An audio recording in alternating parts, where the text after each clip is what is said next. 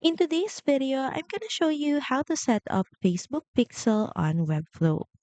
So start by logging into your Webflow dashboard. Then next is click on the three dot icon beside your site and click on Settings. Now here in the left panel, click on Apps and Integrations.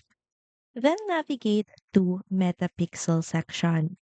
So here, for us to be able to connect our Facebook pixel with Webflow, we need to get our Meta Pixel ID. And to do that, in a new tab, head over to eventsmanager.facebook.com. And of course, make sure that you're logged into your account or page. Then here, from the overview page, switch to datasets. So here, make sure that you select the correct dataset. And under it, you'll see your ID. So all you have to do is copy your ID,